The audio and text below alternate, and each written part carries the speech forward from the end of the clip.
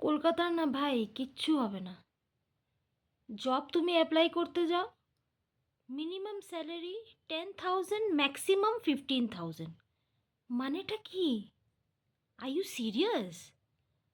একটা প্রপার হসপিটালে গেলে একটা ব্লাড টেস্ট করাতে এখন 2-2,500 টাকা খরচা। ডাক্তারের ফিজ নাকি 600-700 টাকা। পাতির থেকে পাতি ডাক্তার। মানে কি? একটা ভালো জায়গায় খেতে গেলে 2-3 হাজার টাকা এমনি জাস্ট উইথ আ ফ্লুক খরচা হয়ে যায়। হ্যাঁ, একটা ঠিকঠাক জিনিস কিনলে পরে শেষ। একটা গ্রসারি স্টোরে যাও, গ্রসারি স্টোরে গেলে তোমার 5-6 হাজার টাকা তো that is just the minimum price.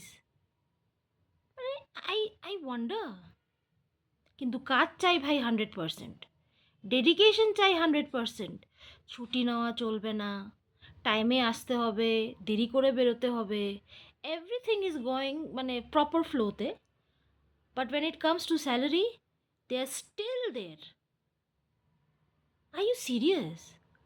তাহলে কাজের ফ্লোটা কমাও, টাইমিংটা কমাও।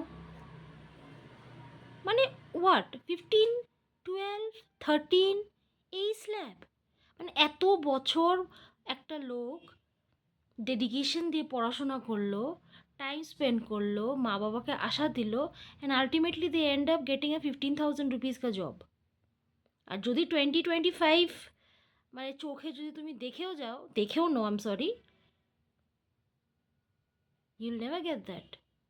Either the recruitment is fake, or the people who are already working there will never leave the job because they know if they leave the job, they're not going to get any.